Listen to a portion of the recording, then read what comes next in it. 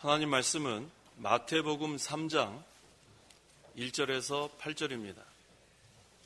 마태복음 3장 1절부터 제가 봉독합니다. 그 무렵에 세례자 요한이 나타나 유대 광야에서 선포하여 말하기를 회개하여라, 하늘나라가 가까이 왔다 하였다. 이 사람이 선지자 이사야를 통하여 말씀하신 그 사람이니 말하기를 광야에서 외치는 이의 소리가 있다. 너희는 주님의 길을 예비하고 그분의 좁은 길들을 곧게 하여라 하였다. 이 요한은 낙타 토롯을 입었고 허리에 가죽띠를 띠었으며 그의 음식은 메뚜기와 야생꿀이었다. 그때 예루살렘과 온 유대와 요단강 모든 인근 지역 사람들이 그에게 나아가서 자신들의 죄를 고백하고 요단강에서 그에게 세례를 받았다. 요한이 많은 바리새인들과 사두개인들이 자기에게 세례를 받으러 오는 것을 보고 그들에게 말하였다. 독사의 자식들아, 누가 닥쳐올 진노를 피하라고 너에게 알려주었느냐? 그러므로 회개에 합당한 열매를 맺어라. 8절까지 봉독했습니다.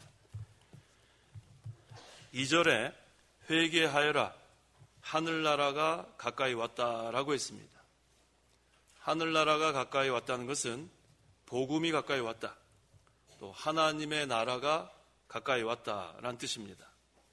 예수님께서 이 세상에 오셔서 우리 죄를 대속해 주시고 하늘나라의 모든 은혜와 진리를 주셔서 구원운동이 본격적으로 시작할 때가 가까이 왔다는 뜻입니다. 그러므로 이 시간 증거의 말씀의 제목은 회개하여라, 하늘나라가 가까이 왔다. 한번 따라해 보세요. 회개하여라, 하늘나라가 가까이 왔다. 이 제목으로 말씀 증거하겠습니다. 1절과 2절. 1절. 그 무렵에 세례자 요한이 나타나 유대 광야에서 선포하여 말하기를 회개하여라, 하늘나라가 가까이 왔다 하였다. 세례 요한이 광야에서 생활을 오랫동안 했습니다. 얼마나 오랫동안 했냐 하면 누가복음 1장 80절. 80절. 그 아이는 자라면서 영이 강하여졌으며 이스라엘에게 나타나는 날까지 줄곧 광야에서 지냈다. 이스라엘에게 나타나는 날까지 줄곧 광야에서 지냈다. 세례 요한이 오랫동안 광야 생활을 했습니다.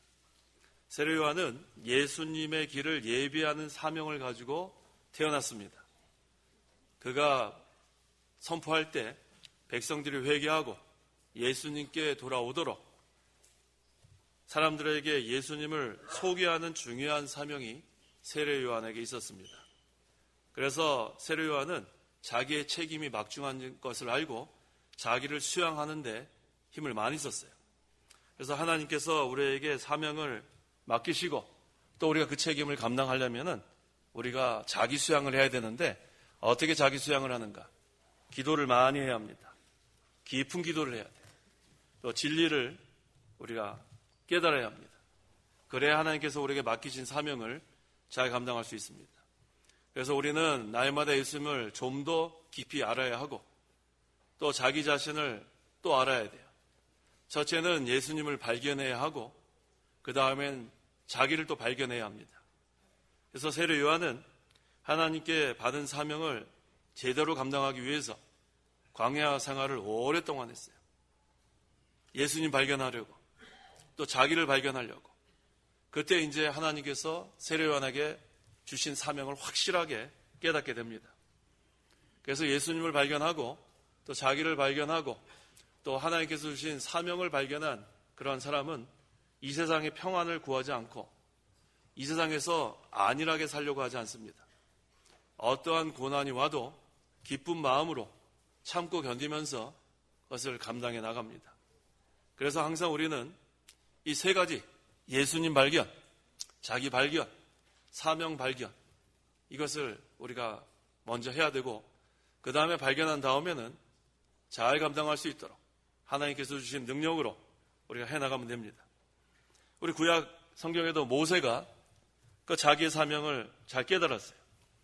그래서 이집트의 그 모든 재물과 또 바로의 공주 아들이라는 그 지위를 그렇게 귀하게 여기지 않고 모든 명예와 영광을 다 내버리고 그리스도를 위해서 하나님의 백성과 같이 고난받기를 즐거워했다고 했어요. 히브리서 11장 24절에서 26절. 24절. 믿음으로 모세는 어른이 되었을 때 바로의 공주의 아들이라 불리는 것을 거절하고 도리어 하나님의 백성과 함께 고난받는 것을 잠시 죄악의 낙을 누리는 것보다 더 좋아하였으며 그리스도를 위하여 받는 능욕을 이집트의 부하보다 더 값진 것으로 여겼으니 이는 그가 상주심을 바라보고 있었기 때문이다. 하나님을 발견하고 자기를 발견하고 또 사명을 발견하면 세상의 낙을 누리는 것보다 하나님을 위해서, 그리스도를 위해서 능력받는 것도 마다하지 않고 하나님께서 상 주시는 것을 바라보고 기쁨으로 어떠한 고난이 있어도 사명을 잘 감당합니다. 그래서 모세가 자기 사명을 시작하기 전에 또 미디안 광야에서 40년 동안 많은 수양을 쌓고 준비를 했어요. 세례 요한도 광야 생활을 오랫동안 했고 모세도 40년 동안 광야 생활을 했습니다. 이 광야 생활이 중요한 거예요. 광야 생활하는 동안에 예수님을 더 많이 발견하고 광야 생활하는 동안에 자기를 더 발견하고 광야 생활하는 동안에 자기 사명을 확실하게 하는 거예요. 그래서 모세는 공주의 아들의 자리를 내버리고 또 세례 요한은 제사장의 아들의 자리를 내버린 거예요. 귀한 자리를 다 내버린 겁니다. 그 다음에 하나님의 사명을 잘 감당하기 위해서 광야 생활을 해서 자기를 수양했습니다. 그래서 기도하기를 힘쓰고 또 진리를 더 깨달으려고 하고, 그래서 우리가 기도 생활하고 진리를 깨달으려면 고요한 가운데서 해야 돼요. 복잡한 데서 우리가 하기 어렵습니다. 그래서 골방에 들어가서 문을 닫으라고 한 것은 고요한 그런 가운데서 기도하라는 거예요. 우리가 실제로 그렇게 골방에 들어가서 기도하는 것도 있지만 우리 마음의 문을 다 닫아야 돼요. 복잡한 생각. 그래서 우리가 기도할 때 처음에는 기도가 잘 안 될 수 있어요. 머리가 복잡합니다. 이 생각 저 생각. 그게 좀 지나가야 돼요. 그 다음에 고요한 가운데 하나님과 영적 교통하는 것. 그 세계를 우리가 맛보아야 합니다. 그래야 우리가 기도하는 시간이 참 꿀맛같이, 얼마나 그게 뭐 1시간 지나가는 게 뭐 몇 분 지나간 것처럼 우리가 그 기도 생활, 그게 바로 하나님과 영적 교통 제대로 하는 거예요. 그 다음에 기도할 때는 이 말씀을 가지고 기도해야 돼요. 복잡한 생각 여러 가지가 있는데 그때 우리가 말씀을 기억하면서 기도하는 거. 그래야 이 복잡한 생각을 다 물리칩니다. 멍하니 그냥 말씀 없이 가만히 있으면 그냥 졸다가 끝나는 거예요. 복잡한 생각이 다 지나갔는데 졸다가 끝나면 안 돼. 그래서 우리가 이 말씀을 기억하면서, 그래서 말씀을 많이 외우세요. 우리가 눈 감고 말씀을 외울 수 있어야 돼요. 그래서 중요한 말씀, 요긴한 말씀을 외우면서 묵상하면서 그렇게 기도하는 게 중요합니다. 그 다음에 2절, 세례 요한이 회개하여라, 하늘나라가 가까이 왔다라고 했어요. 이 하늘나라라고 한 것은 이 마태복음에만 나오는 표현이에요. 그리고 공강복음 중에 마가복음과 누가복음에는 하나님 나라 이렇게 표현해요. 그래서 하늘나라나 하나님 나라는 구약에 약속된 그리스도가 통치하는 메시아 왕국, 그것을 여기서 가리킵니다. 그래서 하나님 나라가 가까이 왔다, 하늘나라가 가까이 왔다, 이 같은 뜻이에요. 예수 그리스도께서 탄생하셔서 하나님께서 이 세상에 찾아오신 것을 여기서 말합니다. 그래서 예수님께서 하나님 나라는 이미 임했다 그랬어요. 하나님께서 우리 심령에 하나님 나라가 임했다 그랬고, 예수님께서 또 우리 가운데 이 교회에 영적 하나님 나라가 임했다고 했습니다. 그래서 예수님께서 이 세상에 오셔서 우리 죄를 대속하시고 하늘나라의 모든 은혜와 진리를 우리에게 다 나타내 주신 거예요. 그래서 이제는 구원운동이 본격적으로 시작할 때가 왔다는 겁니다. 그래서 우리 신약시대를 사는 우리 성도 여러분은 이 구원운동에 힘써 참여해야 돼요. 이게 바로 그런 뜻이에요. 회개하여라, 하늘나라가 가까이 왔다. 이제 구원운동에 전력을 다하라는 거예요. 그런데 우리가 이 하늘나라에 우리가 참여하려면, 구원운동에 참여하려면 먼저 죄를 회개하라는 거예요. 그래서 회개하여라 하고 시작하는 거예요. 회개하여라, 하늘나라가 가까이 왔다. 죄를 다 회개하고 죄 용서함을 받고 그 다음에 우리가 다 구원받고 그 다음에는 구원운동에 참여합니다. 그래서 예수님 믿지 않고 회개하지 않는 자는 이 하늘나라와 상관이 없습니다. 하나님 나라와는 상관이 없어요.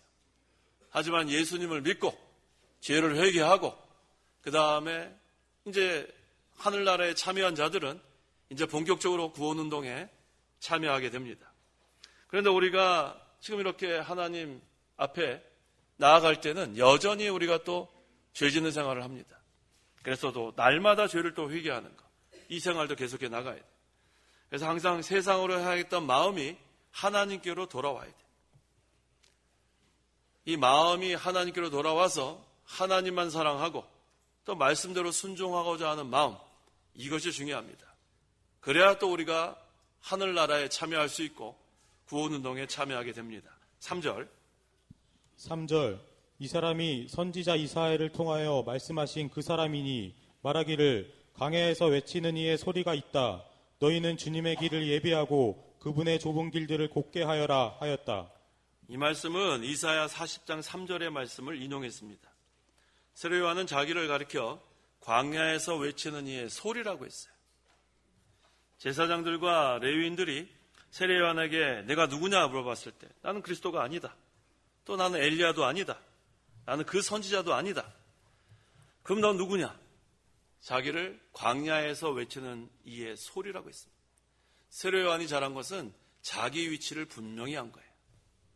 자기 자리를 분명히 안 겁니다. 성도는 자기 위치를 알아야 돼요.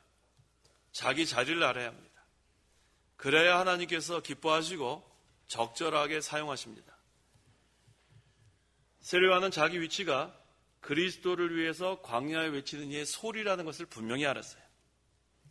근데 소리는 없어집니다. 근데 말씀은 남아요. 말씀이 누구냐 하면 그리스도예요.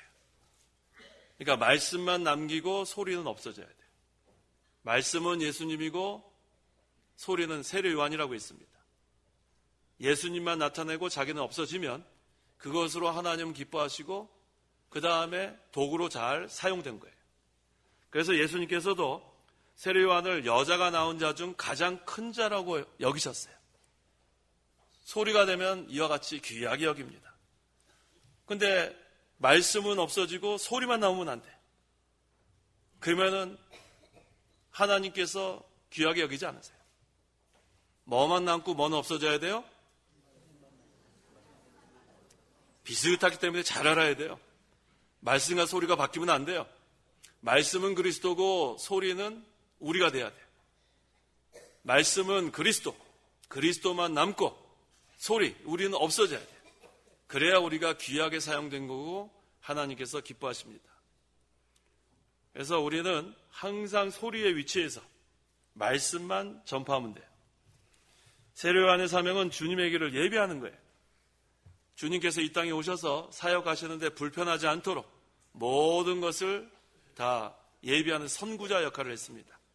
그 다음에 이 예비된 길을 따라오셔서 하나님의 백성을 위해 구속의 세계를 또 예비하셨어요. 요한복음 14장 2절과 3절. 2절.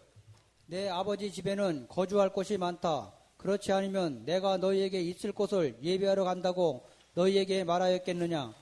내가 가서 너희를 위하여 있을 곳을 예비하면 내가 다시 와서 너희를 내게로 영접하여 내가 있는 곳에 너희도 있게 할 것이다. 이 말씀은 예수님께서 택한 백성의 죄를 십자가에서 대속해서 구속의 세계를 예비해서 성도들이 구원받게 하신 거예요. 그래서 여기 좁은 길들을 곱게 하여라.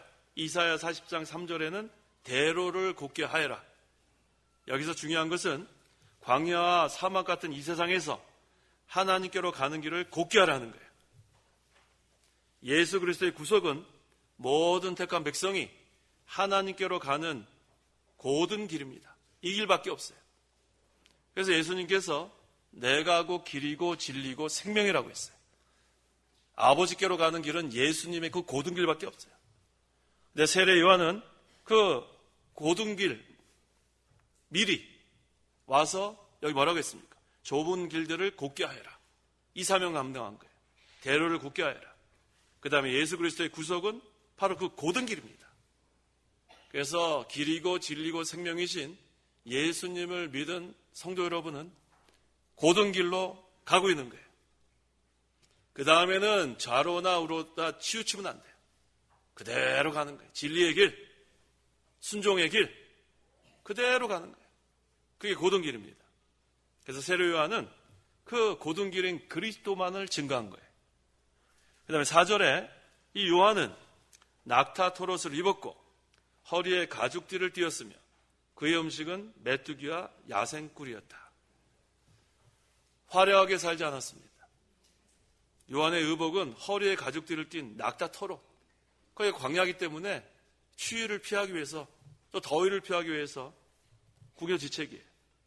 또 음식은 메뚜기와 야생꿀. 이게 뭐 맛있겠어요? 뭐 메뚜기가 얼마나 맛있어요? 맛있으면. 야생꿀.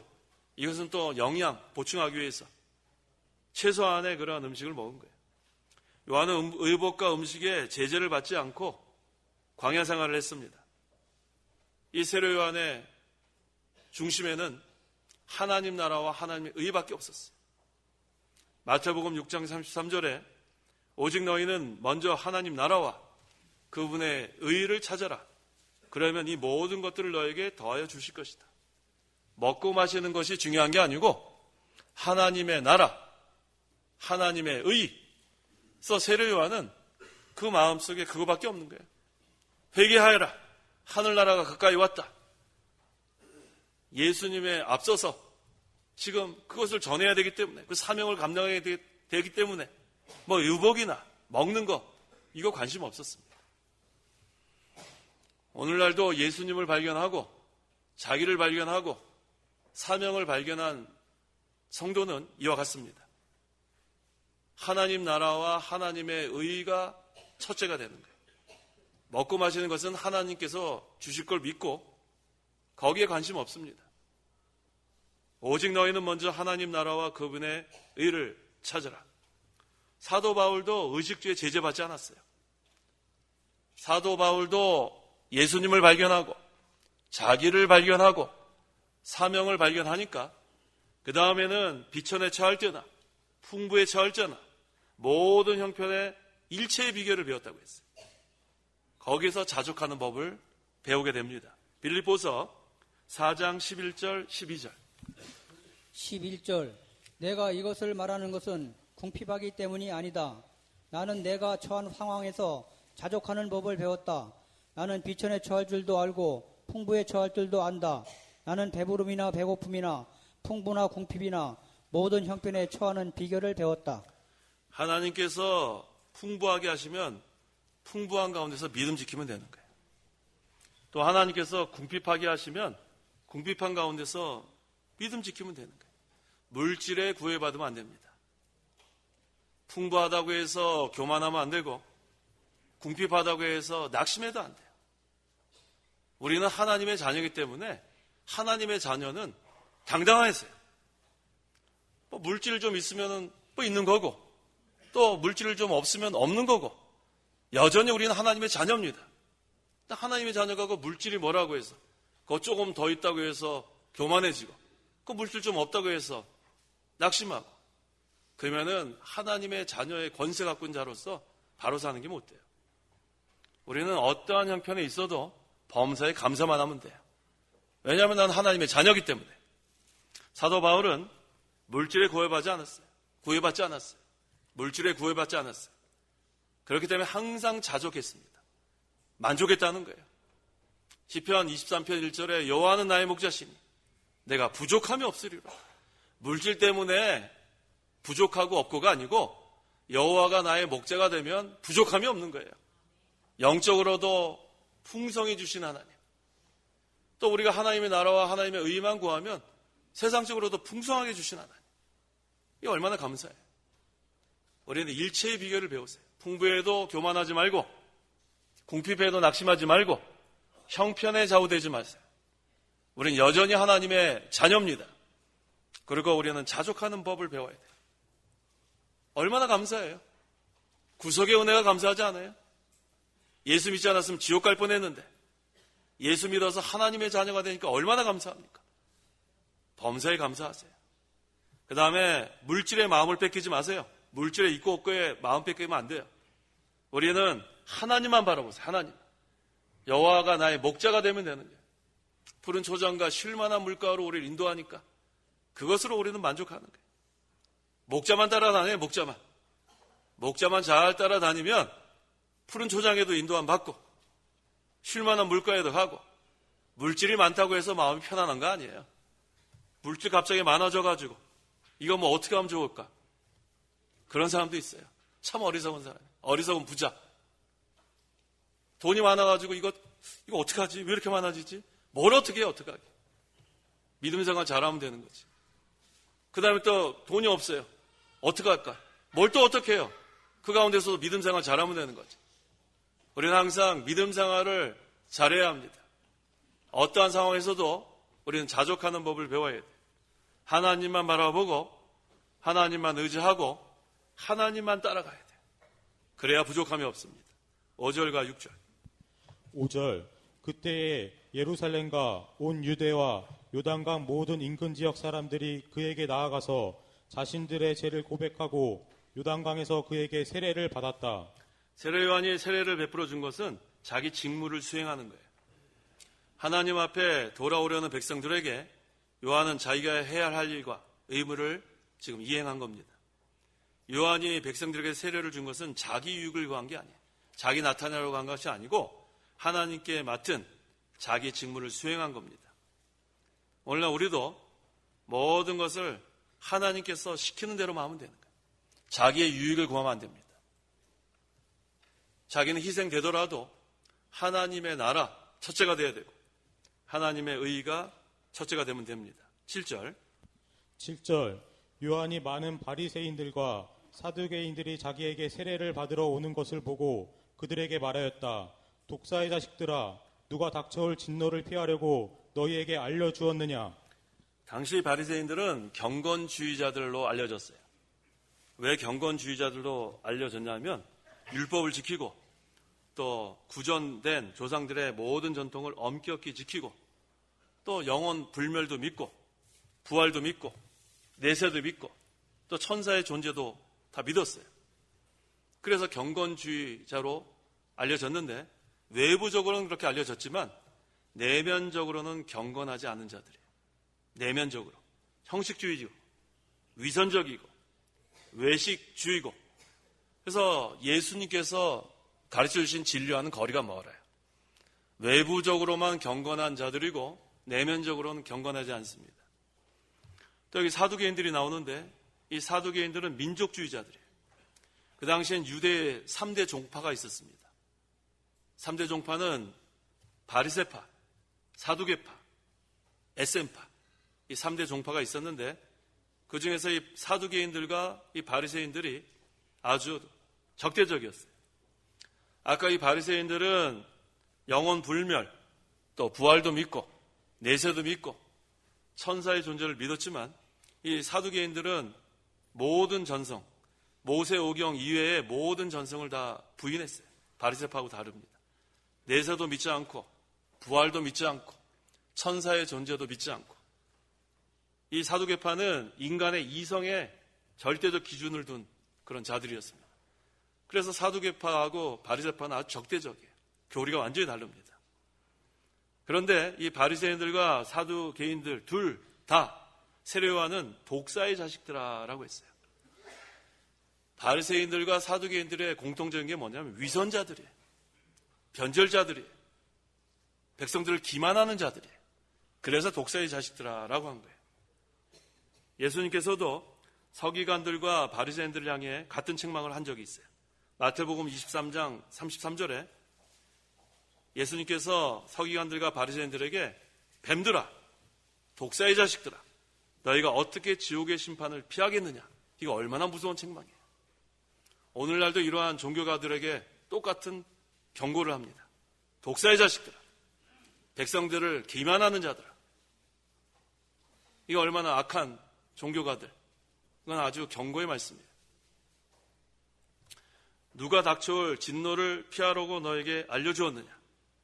주님의 길을 예비하러 온 세례 요한이 하늘나라가 가까이 왔다고 선포할 때 여기에는 닥쳐올 진노도 내포되어 있는 거예요. 죄인으로서는 예수 그리스도 앞에 설 수 없습니다. 믿지 않고 거역하는 죄인들은 심판받고 멸망받습니다. 죄를 소멸시키는 예수 그리스도시기 때문에 죄를 회개하지 않고 믿지 않는 자에게는 닥쳐올 진노가 임박했다는 겁니다. 말라기 3장 1절과 2절. 1절 만군의 여호와께서 말씀하신다. 보아라, 내가 나의 사신을 보내니 그가 내 앞에서 길을 닦을 것이다. 너희가 찾는 주께서 돌연히 자기의 성전으로 오실 것이다. 보아라, 너희가 기뻐하는 그 언약의 사신 그가 이제 올 것이다. 그러나 그가 오시는 날에 누가 그날을 견디어내며 그가 나타나실 때에 누가 제대로 설 수 있겠느냐. 그는 재련하는 사람의 불과 같고 빨래하는 사람의 잿물과 같을 것이다. 말라기 3장 1절에서 2절에 나오는 나의 사신은 세례 요한을 가리킵니다. 하나님께서 세례 요한을 그리스도보다 앞서 보내어 주님의 백성들을 회개시키고 그리스도를 영접할 준비를 하게 한 거예요. 그 다음에 그리스도를 보내서 하늘나라 구원운동을 하게 한 겁니다. 이게 바로 하나님 언약의 성취입니다. 그런데 죄를 회개하지 않고 예수님 믿지 않고서는 이 구원운동에 참여할 수 없다는 거예요. 반면에 피와 같이 붉은 죄라 할지라도 그리스도를 믿고 회개하면 그리스도의 십자가의 보혈로 다 정결케 돼요. 눈과 같이 희게 됩니다. 우리가 예수 믿기 전에는 다 죄인이었어요. 죄인은 하늘나라에 들어갈 수 없어요.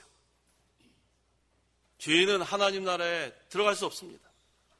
그런데 예수 그리스도께서 우리 대신 십자가에 달려 죽으셔서 그 보혈의 피로 우리 모든 죄를 다 씻어준 거예요. 정결해 주신 거예요. 그래서 이제 예수님을 믿기만 하면 우리는 다 죄를 사함 받는 거예요. 이 자리에 아직도 예수님 믿지 않은 분이 계시면 예수 믿으세요.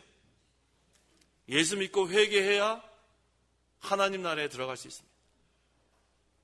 예배당에 아무 의미 없이 엉뚱한 목적을 가지고 나와서 앉아있는 사람들은 구원받지 못해요. 예수 믿고 죄를 회개해야만 구원받습니다. 그래야 죄사함 받습니다. 8절에 그러므로 회개에 합당한 열매를 맺어라. 외식적인 태도는 버리라는 거예요. 바리새인들과 이 사두개인들은 독사의 자식들이라고 했는데 그건 외식적인 태도, 외부적으로만 경건한치 않은 것, 기만하는 것, 변절자, 위선자, 그거 다 버리라는 거예요. 참된 회개에 합당한 열매를 맺으라는 겁니다. 그래서 2절에 회개하여라, 하늘나라가 가까이 왔다라고 한 거예요. 위선적인 종교행위와 형식적인 그런 종교행위는 닥쳐올 진노를 피할 수 없습니다. 참된 회개에 합당한 열매만 진노를 피할 수 있어요. 예수 그리스도를 믿고 회개해야만 진노를 피할 수 있습니다. 이미 우리가 예수님 믿어 구원을 받았습니다. 그 다음에는 날마다 참된 회개에 합당한 열매를 맺기 위해서 또 회개해야 돼요. 이거 하나님 뜻이에요. 하나님 뜻대로 하지 못한 것을 찾아 회개하고 또 우리가 더욱더 말씀을 순종하려고 하고 그러면은 하나님께서 기뻐하시는 거예요. 사람들의 마음속에는 교만이 가득합니다. 그러면 회개하지 않아요. 내가 무슨 죄를 지었다고. 우리가 이 죄의 정의를 알아야 돼요. 죄의 정의는 성경 말씀을 어기는 것도 죄지만 하나님 말씀, 성경 말씀에 순종할 때 부족한 것도 죄예요. 그래서 저와 성도 여러분은 죄인이라고 할 수밖에 없어요. 인애하신 구세주여, 죄인 부를 때 누구를 불러요?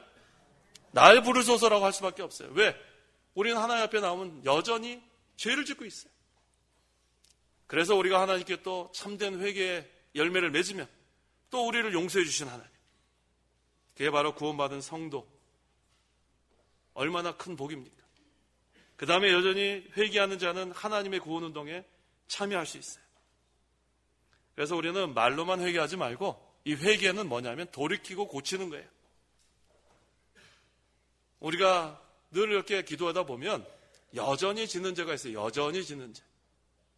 이거 참 뽕나무 뿌리같이 잘 안 뽑혀요.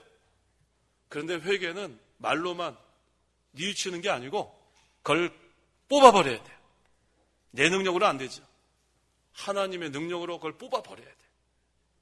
그게 바로 변화받는 거예요. 물이 변화해 포도주가 되는 것처럼 우리는 변화돼야 돼요. 나는 원래 이런 사람이 없어요. 나는 원래. 만약에 나는 원래 이런 사람이라 하면 구원받지 못하죠. 원래 그런 사람, 옛사람이 새 사람이 됐으니까 여전히 짓는 그 뽕나무 뿌리같이 깊이 박히는 걸 뽑아버려야 되는데 그걸 하나님의 능력으로 뽑아야 돼요. 그래서 변화받는 생활, 죄의 습관을 끊어버려야 돼요. 늘 짓는 죄가 있어요. 늘 짓는 죄. 그걸 끊어야 돼요. 그래야 우리가 그리스도를 좀 닮아갑니다. 본절에는 회개에 합당한 열매를 맺어라 그랬어요. 열매. 단수입니다. 그 다음에 누가복음 3장 8절에는 회개에 합당한 열매들을 맺고 복수로 또 써 있어요. 어디에는 열매라고 그랬고 어디에는 열매들이라고 그랬고 이걸 보면 우리가 참된 회개를 하면 다양한 면에서 열매가 나타나는 거예요. 우리 갈라디아서 5장 22절에서 23절에 그러나 성령의 열매는 사랑과 기쁨과 화평과 오래 참음과 친절함과 선함과 충성과 온유와 절제이다. 이러한 것들을 반대할 법이 없다라고 했어요. 이 갈라디아서 5장 22절에 성령의 열매, 단수를 씁니다. 그런데 9가지가 나와요. 여기서 열매들이라고 하지 않고 열매라고 한 것을 보면 이 성령의 역사로 이 다양한 여러 방면으로 이게 나타난다는 거예요. 그래서 우리는 우리의 그 못된 그 습관, 죄성, 죄악된 죄성으로 인해서 짓는 죄, 우리 힘으로 그것을 뽑아버리지도 못하고 그걸 우리가 멈추지도 못하지만 성령의 역사로 할 수 있어요. 이 성령의 9가지 열매도 우리 혼자서는 제대로 맺을 수 없지만 성령의 역사로 우리는 이 여러 방면으로 이게 나타날 수 있어요. 이게 바로 성령의 역사예요. 그래서 성령의 열매입니다. 그래서 우리가 참된 회개의 열매도 이 성령의 역사로 맺을 수 있는 거예요. 우리 혼자 힘으로 하면 우리 낙심할 수밖에 없어요. 우리가 할 수가 있나요? 열매 하나 못 맺어요. 하지만 성령의 역사로 반드시 맺을 수 있습니다. 그래서 우리가 우리 안에 계시는 이 성령 인도를 잘 받아요. 나를 날마다 쳐서 복종시키고 내 안에 내주하시는 성령의 주장과 인도를 받으면 되는 거예요. 회개하여라 하늘나라가 가까이 왔다. 주홍같이 붉은 죄라도 이 시간 어떠한 죄를 졌던 사람일지라도 예수 그리스도를 믿고 죄를 회개하면 죄 용서함 받고 구원을 받고 눈과 같이 희어집니다. 이게 얼마나 감사해요. 그래서 우리는 이 구속의 은혜에 감사해야 돼요. 날마다 감사해야 돼요. 그 다음에 세례 요한처럼 이제는 예수님 발견하고 자기를 발견하고 이제 사명을 발견하고 광야에 외치는 자의 소리의 역할을 잘 감당해야 합니다. 그게 바로 구원운동에 참여하는 거예요. 이제 하나님의 능력으로 성령의 역사로 못된 행실을 과감히 끊어버려야 돼요. 그리고 이제 성령의 열매를 나타내야 합니다. 그래야 우리가 그리스도를 닮아갈 수 있어요. 하나님의 능력을 힘입어서 회개에 합당한 열매를 맺는 저와 성도 여러분이 되어야겠습니다. 기도하시기 바랍니다. 기도하겠습니다. 하나님 아버지 감사합니다. 회개하여라 하늘나라가 가까이 왔다라고 했습니다. 예수님께서 이 세상에 오셔서 구속을 성취하시고 이젠 죄를 회개하고 예수 믿는 자들은 하나님의 구원운동에 참여하라고 했사오니 감사합니다. 이제 우리가 예수님을 발견하고 자기를 발견하고 사명을 발견했사오니 이제는 광야에 외치는 자의 소리가 되어서 말씀만 전파하고 소리는 없어지게 하여 주옵소서. 그래서 하나님 나라가 이루어지고 하나님의 의가 세워지고 우리는 다 없어지고 하나님의 영광만 나타내는 저희 교회와 우리 모든 성도들에게 역사하여 주시옵소서. 과거의 죄악된 행실을 성령의 역사로 끊어버리고 이젠 참된 회개의 열매를 맺게 하시고 성령의 역사로 성령의 열매가 나타날 수 있도록 하나님 계속해서 역사하여 주시옵소서. 우리가 변화되기를 원합니다. 옛사람이 벗어지고 새 사람을 입어서 이제는 그리스도를 점점 닮아가는, 그래서 진리를 점점 발견해서 점점 우리가 신앙인격이 만들어지고 하나님의 사람으로 온전해질 수 있도록 하나님 저희들을 변화시켜 주시옵소서. 예수님의 이름으로 기도하옵나이다. 아멘. 찬송가 1장.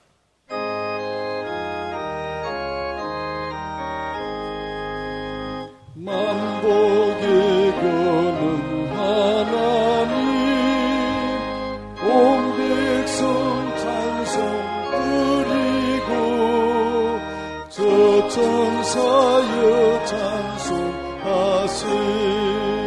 찬송 성부 성자 성령.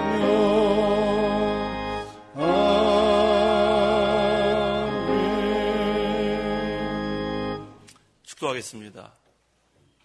지금은 우리 주 예수 그리스도의 은혜와 하나님의 사랑과 성령의 교통하심이 이 시간 하나님께 나와 예배하는 온 성도와 함께 있을지어다. 아멘.